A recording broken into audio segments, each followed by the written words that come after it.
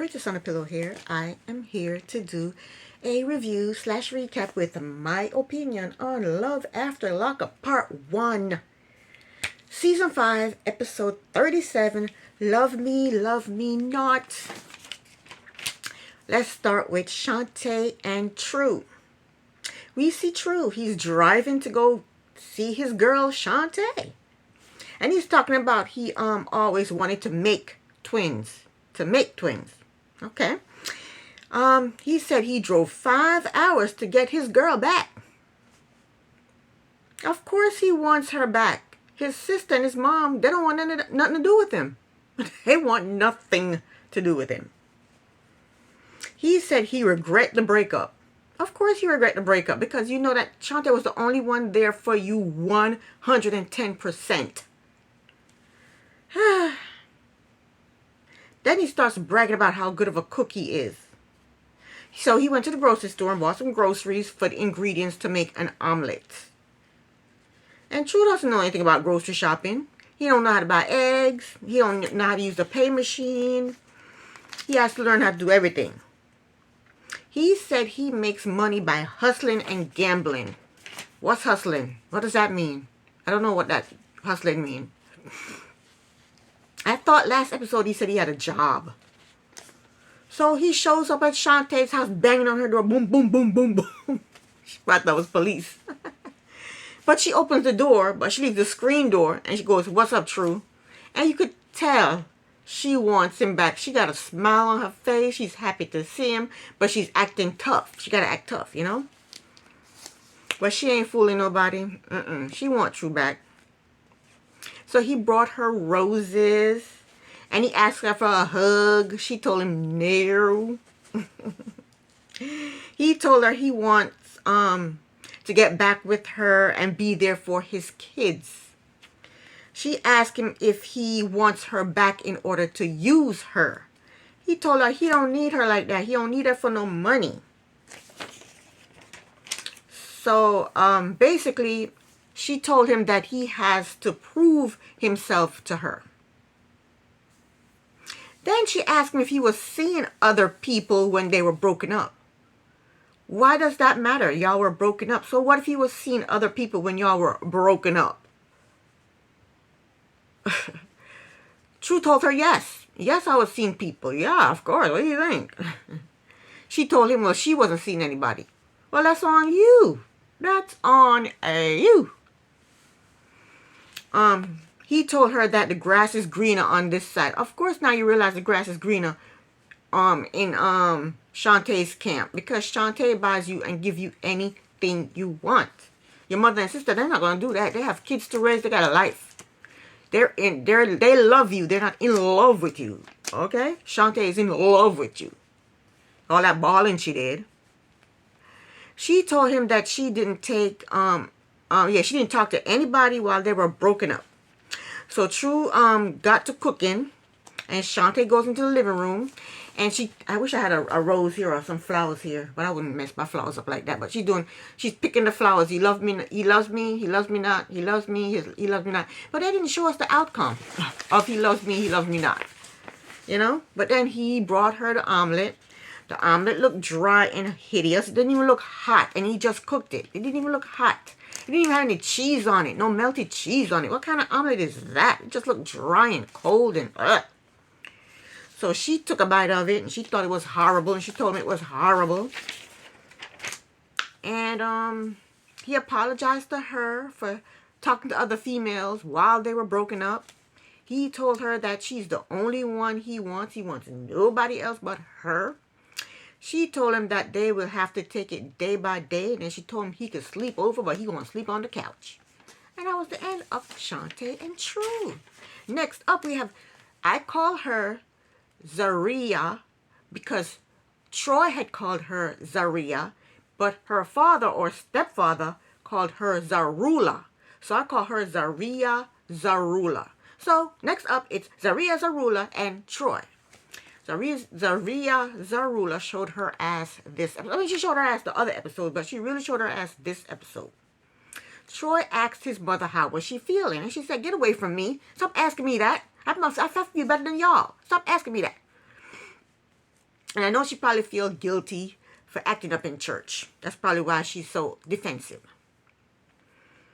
So they're getting ready to go to Buffalo so that Troy can go visit his daughter.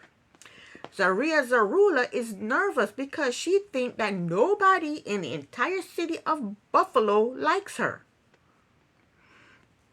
And we know who she said, nobody in Buffalo, nobody there likes me. And they ain't going to Buffalo. So I think she's just talking about the damn baby mama. Why would the baby mama like you? Why? She don't gotta like you. She said she is preparing for something bad to happen. So the cameras are in her house, and she's doing her makeup, and she's in her bra.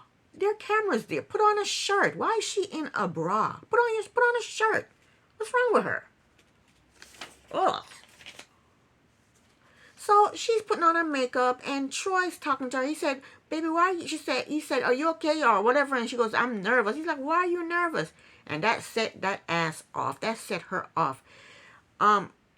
She said she's nervous because nobody in Buffalo likes her. Nobody there likes her. And all of a sudden, she got really upset with Troy. And then she said she ain't going to Buffalo. Troy told her that, "Well, I told my daughter you were coming to meet her." She said, "I don't care. I'm not going." And she seemed upset that Troy doesn't talk to his baby mama. Another issue. The reason now she's saying that she's not going is because she doesn't trust Troy in front of the baby mama. But 2 minutes ago you were fine with it. But now she's saying he goes away from her when he's talking to the baby mama on the phone. So he doesn't trust that there's not something going on between Troy and the baby mama. But 2 minutes ago you were fine. But all of a sudden you're upset because you don't like the way he talks to the baby mama on the phone? I don't get it. If she's upset with that, she's upset with that. But she was okay with that 2 minutes ago. I don't get her. So, yeah, she told her mother that she doesn't trust Troy when it comes to his baby mama.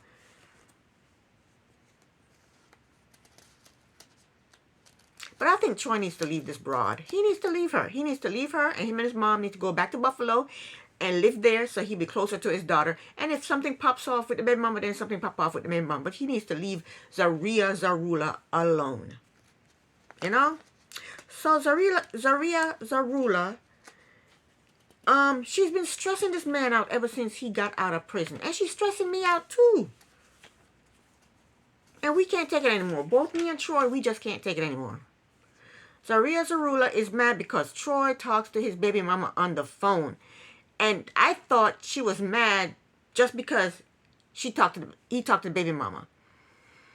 And I'm thinking, he has to talk to the baby mama if he's coming to see his daughter, to say, "Yeah, I'm coming on Sunday. I'll be there around 5. I'm thinking she's mad because he's just talking to the baby mama about things like that. But later on, we found out that he talks to the baby mama. He goes away from her when he's talking to the baby mama on the phone, and she doesn't know what he's talking to the baby mama on the phone about. I think I would have been mad about that too. I think I'll be upset about that too. But I don't understand how 2 minutes ago she was okay and then now she's not okay with it. I don't know. I don't get it. But even his mother was trying to talk to her and say, well, he has to talk to the baby mama so that she'll know that he's coming to see the daughter. Zaria Zarula, she is upset. She's irate. She's jealous. She told him to get the hell out of her house and go on to Buffalo. So the mother is saying, you can't kick him out. This is y'all's house together. She goes, no, this is not his house. He ain't got no lease. He didn't sign no lease. I can kick him out. That's what she said to the mother. Who says that to somebody's mother? So Troy's telling her he just wants to go see his daughter. That's all. Zaria Zarula told him to get the F out of her face. Then the mother is trying to talk to her, and she's not trying to listen to the mother. She's not trying to listen to Troy. So Troy goes for a walk. And then, the mother yells out the door or the window, Troy, Troy, because she don't see him on the street. She don't see him on the block, so she don't know where he went. So she's yelling his name. So then 2 hours later, Troy didn't come back. So Zaria Zarula and the mother, they get in the car and they're driving around looking for him. And Zaria Zarula said, my mother told me don't go chasing after no man. So why are you chasing after him? Leave him alone. Why are you chasing after him? So they go to the train station. I don't even think they got out of the car to go walk around the train station to look to see if he was even there. So while they're sitting there at the train station, they're parked at the train station, the baby mother called Troy's mother, and she told the baby mother that Troy ran off. So then she gets off the phone with the baby mother, and she made things even worse. She told Zaria Zarula that the baby mama said that Troy said that he is overwhelmed and he can't go anywhere by himself. So Zaria Zarula is like, well, how she know that? See, I told you he be talking to her about other things other than his daughter. So now Troy is in more hot water. She said, I know he be lying. I know he be talking to her about other things other than his daughter.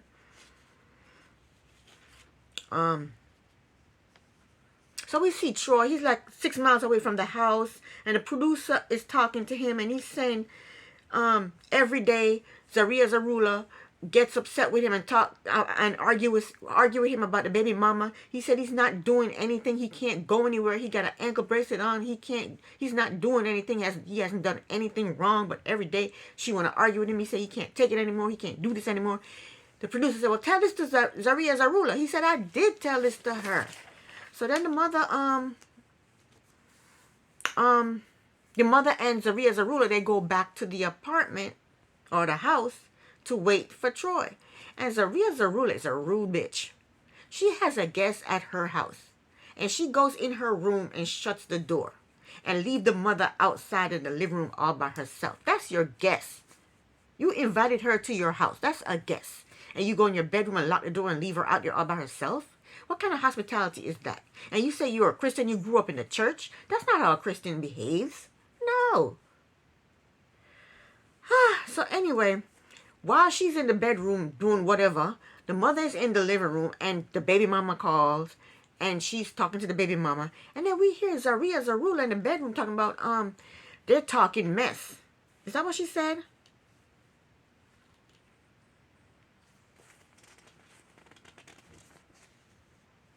She said they're being messy.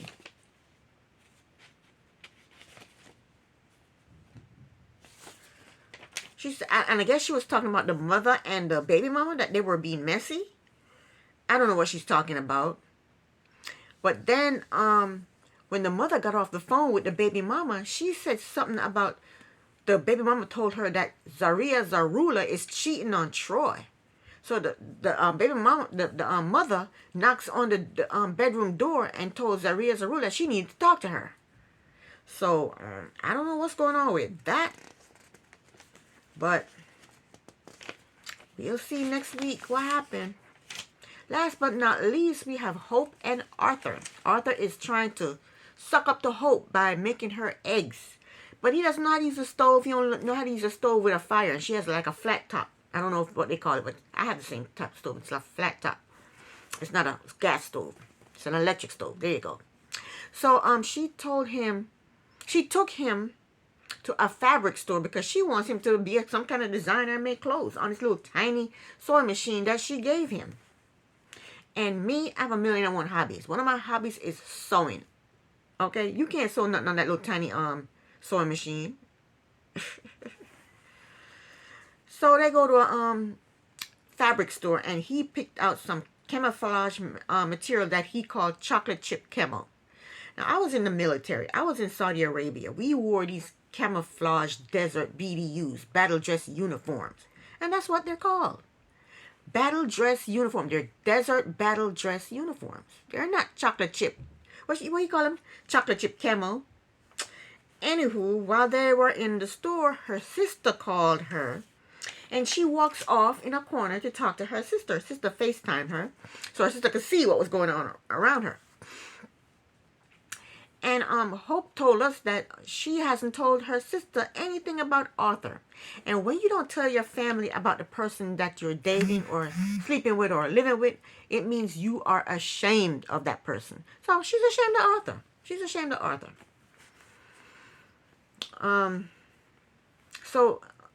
Yeah, Arthur is her dirty little secret. So while she's talking to her sister, Arthur comes over and he says, who are you talking to? She goes like this. Like, back off. Hey, back off. Don't come no closer. Don't come close. Stay where you are. So then she gets off the phone with her sister and he's like, why didn't you want me to talk to your sister?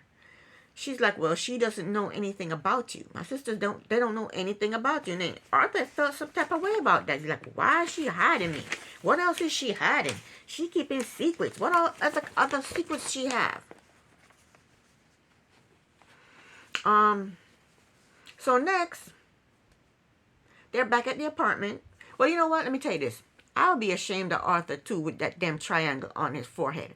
I wouldn't want to introduce him to nobody in my family with that big old triangle on his forehead. So anyway, next, they go back to the apartment, and he has to put a bookshelf together for her. And then he tells her that he was snooping through her crap, and he found pictures of her and some guy.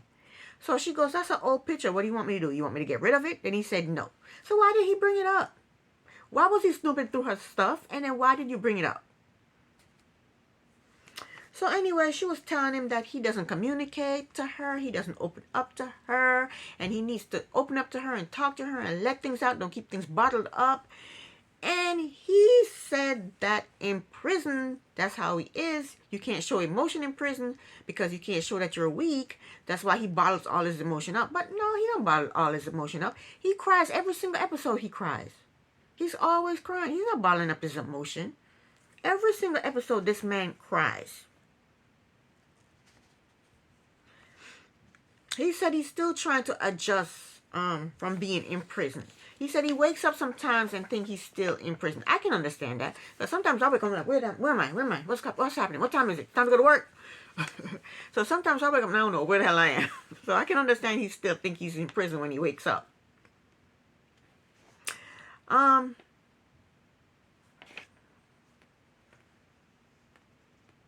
So then he gets up and he leaves the apartment.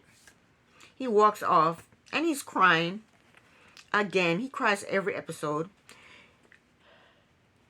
And then he says in his dreams, everybody look like demons. What does a demon look like?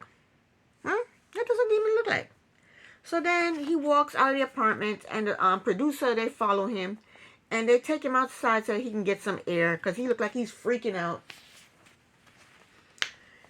And then Hope comes outside and she walks up to him and she's talking to him and he's not talking to her. He's just looking all crazy and looking all around. He said people looking like demons to him. And then he told her, I love you, Hope. But he's not saying anything else to her. And then she told him that he's scaring her and she tried to hug him and he don't want to hug her. He's like, stop, don't hug me. And then she's still hugging him and she's talking to him and he's looking all around, not paying her any mind. Then the producers, they call his mother. He talks to his mother on the phone. And she asks him if he has anxiety. He says yes. So he talks to his mother for a little while. In his confessional, he said he has PTSD. He said he saw someone die in prison. Then when he was done talking to his mother, he started freaking out. He started looking at Hope all crazy. And I think he was putting on. The way he was looking at her, I think he was putting on. I know he's upset, I know he's emotional, and I know he has problems, but when he was looking at her all crazy, I think he was putting on. But Hope is trying to talk to her, is trying to talk to him, and in the production, they stopped filming and they offered him mental health services. And that was the end of part 1. Please come back for part 2. Princess on a Pillow here. Thank you so very much for watching. Bye.